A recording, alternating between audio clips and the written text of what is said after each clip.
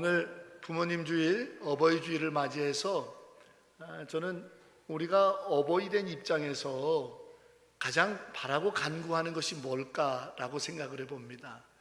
자녀들이 예쁜 꽃과 함께 용돈 그리고 부모님 감사합니다 라고 하며 식사 한 끼 나누는 것도 너무 행복한 시간인데, 그러나 자녀들은 잘 몰라요. 뭘 모르느냐? 정말 부모가 원하는 축복의 마음이 뭔지 말이죠. 한 번은 저희 아들이 이제 28인데 25 됐을 때인 것 같아요. 한 3년 전에 아이를 앉혀놓고 가르친답시고, 야, 엄마 아빠는 목회하느라고 평생을 달려오고 니들 뒷바라지하고 뭐 부모님 뭐 이렇게 모시고 이러느라고 이렇게 노후를 준비할 틈이 없었다. 그러니 혹시 우리가 이제 은퇴하게 되면 너희들 다 컸으니까 나중에 너희들 직장 생활하면 우리 은퇴 후에 아들놈은 매달 얼마, 딸은 매달 얼마 이렇게 해서 부모 공양을 좀 하거라 이렇게 얘기했어요. 그랬으면 애들이 아유 당연하죠 이럴 줄 알았는데, 우리 아들마저도 그러면 저는 제 처자식을 어떻게 먹여 살리라고요? 이렇게 얘기를 하는 거예요. 이 자식 말이라도 아유 아버지 당연하죠 이렇게 얘기를 하지, 거기에 상처가 확 와서 3년째 이 상처가 가시질 않네요. 저도 약간 뒤끝이 있는 것 같아요. 그렇습니다 여러분. 자식은 다 지 생각해요 먼저. 그렇잖아요. 우리도 자녀였을 때 그랬어요.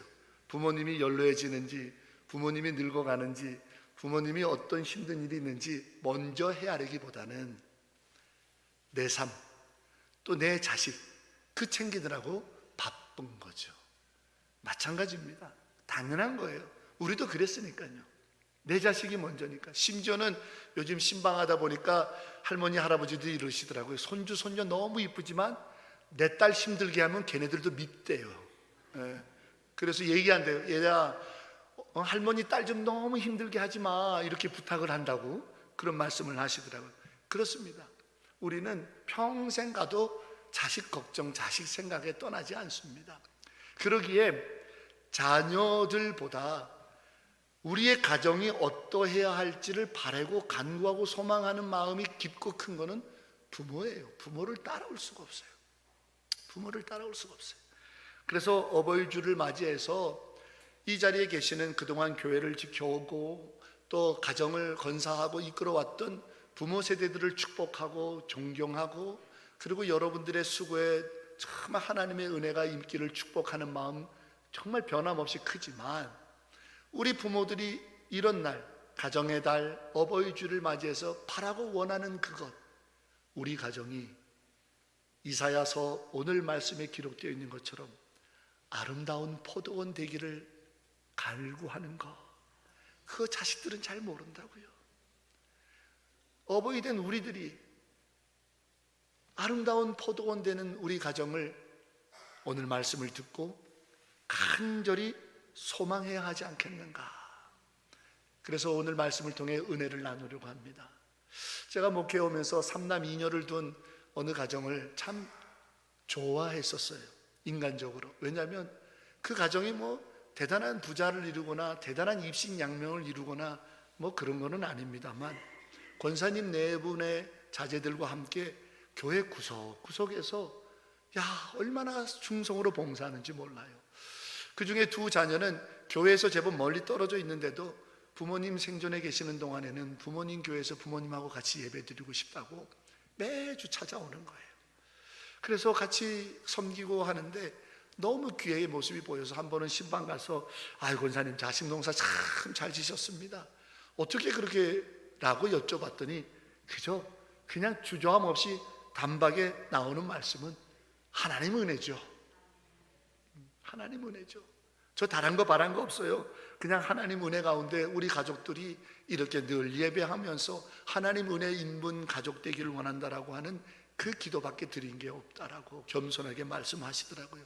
그런데 거기에 진리가 있는 거예요. 하나님의 은혜여야 한다라는 거예요. 사랑하는 여러분, 이제 저하고 100일 남짓 함께 신앙생활을 해왔어요. 이제 앞으로 담임 목사인 저를 가만히 지켜보시면 저 자신이 저를 이렇게 규정하는데 여러분들도 아실 거예요. 대단히 현실주의자입니다. 제가 현실주의적 영성, 그걸 추구해요. 무슨 말이냐? 지나간 거 저는 별로 신경 안 쓰는 사람이에요. 지나간 일을 통해서 교훈을 얻고 다시 한번 곱씹어 보는 건 중요하지만 지나간 세월의 일들과 지나가 버린 것 때문에 오늘을 잃어버리는 어리석은 일을 하지 않겠다. 이게 제 신앙의 모토예요. 지나간 일, 그거에 발목 잡혀갖고 오늘의 행복을 잃어버린다면, 지나갔었던 내 실수, 지난 일 가운데 있었던 아픔 때문에 오늘도 허덕인다면 예수가 무슨 의미가 있냐 이 말이에요. 우리에게 신앙이 무슨 의미가 있냐 이 말이에요. 지나간 과거 속에 우리도 100만 가지 이유들이 많습니다. 기도하지 못할 이유, 예배하지 못할 이유, 함께 연합하지 못할 이유, 행복하지 못할 이유, 얼마나 많은지 모릅니다. 저희도 그랬어요. 제가 살았던 가정, 즉 제가 어머니 아버지에게 일원이 돼서 어머니 아버지 가정에 속해 있었을 때도 그랬고, 제가 일궈냈던 가정도 30년 난직 걸어왔는데 그러합니다. 그렇다고 지나간 세월 때문에 오늘을 행복을 잃어버리는 일은 없어야겠다. 이것이 내 영성이고 이것이 내 신앙이다 라는 거예요. 그래서 지나간 일들을 가벼이 여기는 건 아닙니다. 있었던 사건들과 아픔과 상처를, 그거를 경홀히 절대로 여기는 건 절대 아닙니다. 앞으로 보시면 알겠지만 저는 역사를 발굴하고 역사에서 배우는 교훈을 너무 중요하게 생각하는 목사입니다. 제 인생 모토도 그렇고. 하지만 그것 때문에, 그 일들 때문에, 그 아픔들 때문에, 그 상처 때문에, 그 실수 때문에 오늘의 웃음을 잃어버리는 일은 없게 하겠다. 현실주의적 영성이라는 거죠. 사랑하는 여러분, 그것이 다윗의 영성이었음을 저는 깨달았고, 그것이 우리 주님이 원하시는 일이라는 것을 알고 있습니다. 그러므로 우리 조암교회도, 그리고 여러분 모든 믿음의 가정들마다, 또 여러분의 남은 인생도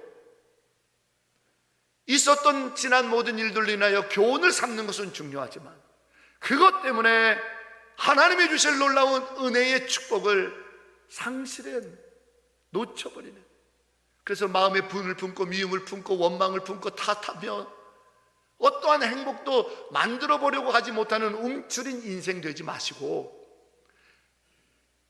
하나님이 새롭게 부어주실 놀라운 일들, 오늘 본문 6절에 후일에는, 기가 막힌 말이에요. 후일에는, 이제부터는 여지껏 너희가 어떠했다 할지라도 후일에는, 이제부터는 너희의 뿌리가 깊이 내려가고 싹이 나며 꽃이 필 것이며, 할렐루야, 너희의 인생과 너희의 가정과 너희가 섬기는 조암교회의 결실하는 열매로 온 지면을 덮게 될지어다. 할렐루야. 저는 이게 더 중요하다라는 사람이에요. 이게 더 중요하다. 오늘 성경에도 결론이 후일에 벌어질 일을 바라보고 나가라는 거예요. 후일에. 여러분, 자동차를 운전하다 보면 자동차에 거울이 3개 있습니다. 룸밀러가 있죠. 그 다음에 백밀러라고 말하는 양쪽 귀퉁이에 사이드미러 2개가 있어요. 거울이 3개 있어요. 근데 이 거울 3개는 다 뒤를 보는 용도입니다. 그렇죠? 뒤를 보는 용도예요. 거울은 다 뒤를 봐요. 왜? 나는 앞만 보고 있으니까 뒤를 보지 못하니까 뒤를 보는 용도로 쓰는 거예요. 그래서 가끔씩 거울을 봐줘야 돼요. 뒤에 어떤 일이 벌어지느냐 봐줘야 돼요. 왜 보는 거죠? 내가 앞으로 잘 가기 위해서 뒤를 가끔 봐주는 거예요. 그런데 운전하면서 그 사이드미러만 계속 보면서 운전하면 사고가 날 수밖에 없어요. 운전하면서 거울인 그 룸밀러만 보면서 계속 뒤만 보고 운전하면 큰일 납니다.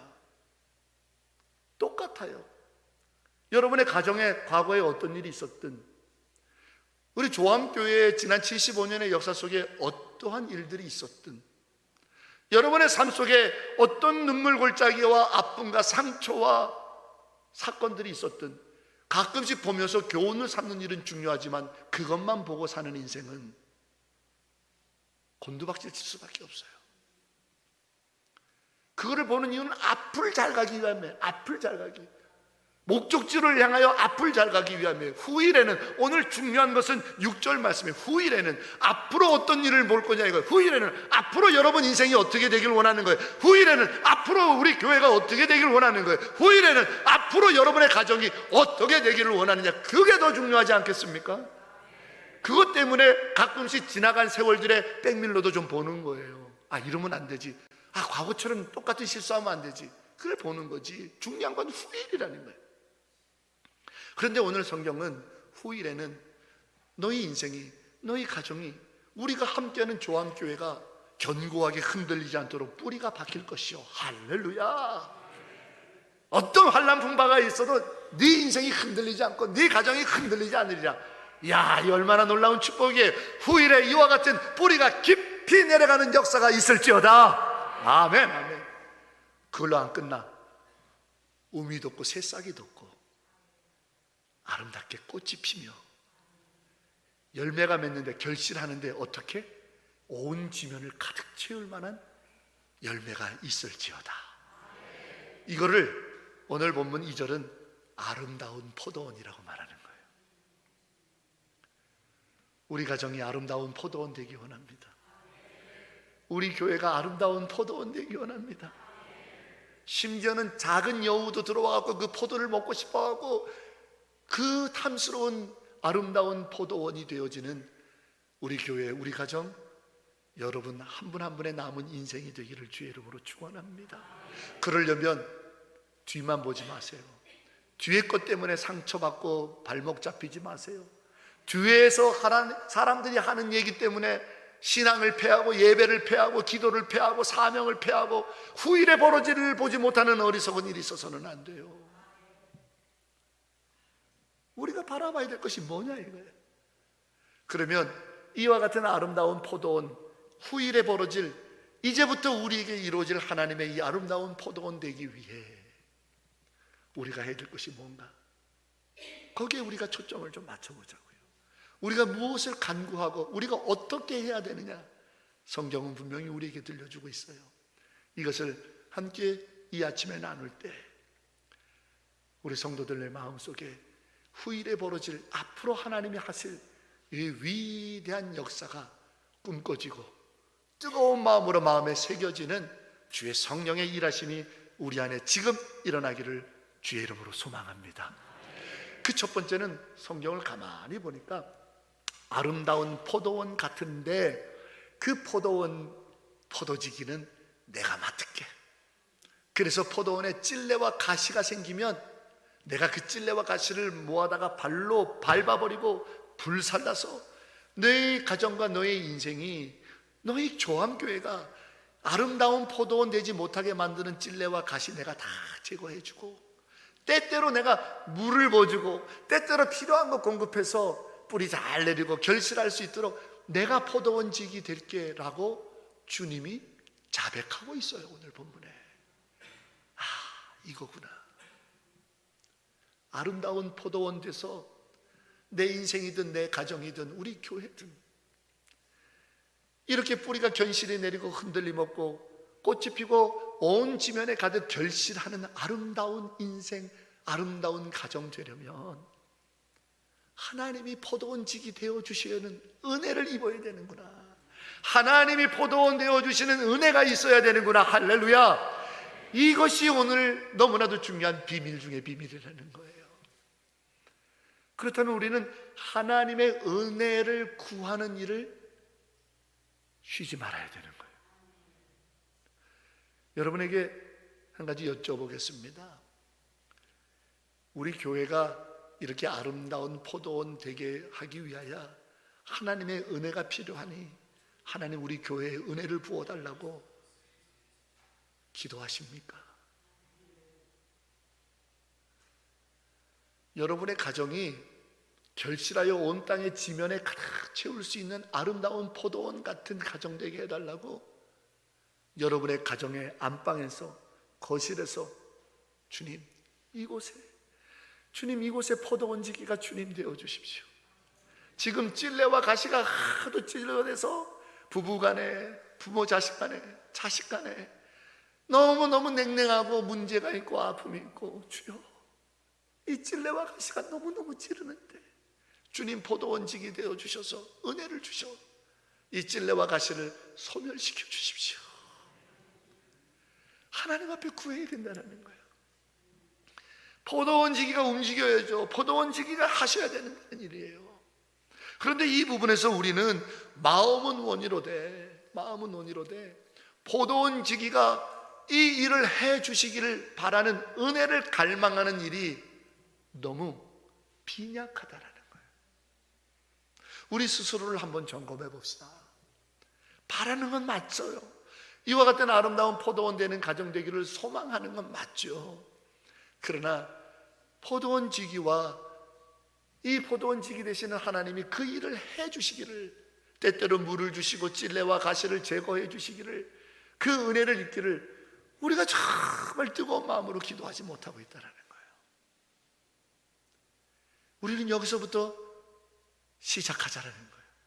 다시 마음을 먹고 이 일이 얼마나 중요합니까? 이 일이 얼마나 중요합니까? 제 목회 30년에 오면서 많은 교회에서, 그것도 한 곳에서만 했나요? 서울의 중심지에서, 대학생들이 많은 곳에서, 미국에서, 필리핀에서 이민교회를, 또 오늘 우리 조암교회에서, 그리고 저도 역시 고등학교 3학년까지는 강원도 평창이라는 시골교회에서 많은 교회에서 많은 사람들을 만났지만, 부모된 세대들, 연로하신 분들이 이구동성으로 하신 말은 다 똑같아요. 목사님, 이만큼 되고 보니까 그때 그게 그렇게 중요한 거 아니었는데 그게 뭘 중요하다고 그러다가 자식들이 다 이렇게 되고 마음이 상처 있고 내가 왜 이러는지 몰랐다고, 이런 후회를 하시는 말씀을 다 들어보는 거예요. 그때는 왜 그게 그렇게 중요하다고 생각해요? 그 자존심이 뭐 이리 중요하다고, 그게 뭐 이리 중요하다고, 자식이 내 건 줄 알고. 근데 아니더라고요. 다 이런 말씀 하시더라고요. 아마 여러분들도 동감하실 거예요. 정말 중요한 것, 목사님 내 나이 먹어보니까 하며 80 넘으신 90이 가까운, 90이 가까운 분들이 하시는 말씀이, 가족이 화목하고 가족이 다 하나님 앞에서 건강하게 예배하는 것, 이게 제일 행복이더라고요. 이제서 깨닫는 거예요. 이제서 깨닫는 거예요. 우리는 그 깨달음을 늦게 갖게 되어서 안타까이 여기시는 앞선 세대들의 고백을 들었다면, 그 백밀러를 봤다면, 이제 우리는 후일에 오늘 본문에 기록되어 있는 이와 같은 놀라운 일이 우리 가정과 내 인생에 벌어지기 위해서 어떻게 해야 되겠는가요? 뭘 구해야 되겠는가요? 무엇이 더 중요하다는 거예요? 어떤 것을 뜨겁게 하나님 앞에 바라야 되겠는가 하는 거죠. 그런데 이 마음을 잃어버리고 또 세상으로 나가면 뭐가 우선순위가 되어야 될지 자꾸 놓치는 겁니다. 자꾸 놓치는 거예요. 성도 여러분, 저는 목회하면서 마음에 큰 아픔이 있고 여러 가지 어려운 문제를 당한 분들이 기도 제목을 요청하고 또 상한 마음을 갖고 울 때 제일 먼저 하는 것은 그분이 건강하게 회복되는 것을 먼저 중요하게 여깁니다. 왜? 여러분들 잘 아실 거예요. 내가 마음이 지금 비뚤어지고 미움이 가득하고 오만 가지 생각으로 복잡스러우면요, 내가 어떤 결정을 내려도 반드시 후회하게 됩니다. 왜? 내가 건강하고 올바르게 생각할 만한 여력이 안 된 결정이기 때문에. 감정이 복받쳐갖고 막 했는데 나중에 보니까 자존심 때문에 그걸 돌이킬 수도 못하겠고 잘못된 선택인 건 아는데 자꾸 꼬여가는 거 너무 많이 보는 거예요. 그래서 항상 기도 기간을 갖고 마음을 다스리고 자꾸 만나고 예배하고 추스리기해서 건강한 상태에서 스스로 결정하실 수 있도록 돕는 게 목사의 역할이에요. 근데 그걸 자꾸 잊어먹으시다. 빨리 뭔가 결론을 내줬으면 좋겠다고 얘기하시는데 아니에요. 후회합니다. 100% 후회합니다. 내가 영육간에 강건할 때 결정을 해야 인생에 후회가 없는 밀어갈 놀라운 역사가 있는 거죠. 그렇습니다. 똑같습니다. 오늘 여러분, 우리가 정말 바라고 있는 이 아름다운 포도원 같은 인생, 아름다운 포도원 같은, 그래서 꽃피고 결실하는 가정이요 인생 되려면 하나님 앞에 뭘 구해야 되는지, 그것은 은혜입니다. 하나님의 은혜 아니면 안 됩니다. 하나님 은혜 아니면 안 됩니다. 하나님 은혜를 베풀어 주소서. 하나님 은혜를 베풀어 주소서. 이 은혜를 구하는 기도가 중단돼서는 안 되는 그 기도 생활이 필요하다는 거예요. 아름다운 포도원 같은 인생 되기 위하여 부르짖는 기도를 시작하는 여러분 되어서 후일에 오늘 성경에 기록된 후일에 벌어질 위대한 축복이 여러분의 것이 되기를 주의 이름으로 축원합니다. 아름다운 포도원 같은 가정 되어서 오늘 본문에 기록되어 있는 후일에 결실하고 꽃피는 그런 행복한 가정 이루기 위하여 하나님의 은혜를 구하는 기도가 시작되어지기를 주의 이름으로 축복합니다. 이것에서 시작해야 돼요. 이것에서 시작해야 돼요. 그리고 오늘 성경에 보게 되니까 5절에 나하고 화친해야 될지라, 이것이 두 번째야. 하나님과의 친밀함이 필요하다는 거예요. 하나님과의 친밀한 인생, 하나님과의 친밀한 가정, 여기에 결실과 꽃이 피는 비결이 있다는 거예요. 여러분, 친밀하는 사람은 어떻게 해야 돼요? 뭐 우스갯소리로 맨날 얘기하지 않습니까? 여자분들 하루 종일 붙어 다니고, 그러고도 집에 가고 또 전화통 붙잡고 하루 종일 기도하다가 통화하다가 끊으면서 뭐라 그래요? 네, 다시 또 내일 또 전화하자고 그러시는 거예요. 근데 목사인 저도 마찬가지예요. 같이 목회관이 비슷하고 같이 어떤 기도 제목들을 공유할 만한 목사님들하고는요 계속 통화하고 싶어요. 뭔 일 있으면 안부를 묻고 싶고, 이런 일 저런 일. 친밀함이라는 것은 마음을 나누는 것이고, 친밀하는 것은 같이 시간을 보내는 것이고, 친밀한 것이라는 것은 그에게 어떤 일이 있더라도 그게 내일처럼 받아들여지고 여겨지는 것을 말하는 거예요. 그렇다면 우리 가정의 대소사를, 내 인생에 어떠한 상황에 있든지 벌어지는 모든 것들 속에 하나님과 화친하여야 할지니라, 주님이 알고 계십니까? 주님께 아뢰십니까? 왜 그 부분에 대해서 우리는 미련을 떠는지 몰라요. 특별히 남자분들, 주님께 아뢰는 것이 굳이 그것이 참 부끄러운 일인 것처럼. 아니요, 친밀함이라는 것은요, 남자들도 말 많이 안 해도 같이 있고 싶어 하는 거예요. 같이 함께 시간을 보내고 싶은 거고, 그 친구랑 뭘 하고 싶은 거고, 그 친구가 무슨 일을 당하면 내 아픔처럼 받아들이고 어떻게 해주고 싶고 도와주고 싶고, 이것이 친밀함이에요. 친밀함. 우리 가정이 하나님과 친밀하세요? 내 인생에 하나님과 친밀함이 있나요? 그 친밀함은요, 죄송합니다, 물량적인 개념이 들어가야 돼요. 하나님과 만나는 시간을 많이 쌓아야 돼요. 그냥 생기는 게 아니에요. 한번 딱 보고 이제부터 너하고 나는 친밀하다, 절대 없어요. 10년 세월, 20년 세월, 30년 세월, 40년 세월 같이 보고 또 보고 또 보고, 만나고 또 만나고 또 만나고, 그게 친밀함이에요. 우리 가정이 주님과 그렇게 친밀해지도록 무엇이 필요할까요? 내 인생이 하나님과 이렇게 친밀해지기 위해서 어떻게 하면 좋을까요? 지금 여러분의 삶의 자리에서 고민하셔야 돼요. 바라기는 담임 목사로서 여러분에게 이 아름답고 꽃피고 결실하는 포도원 같은 가정 되기를 축복하면서 하나님과 친밀해질 수 있는 한 가지를 부탁드려요.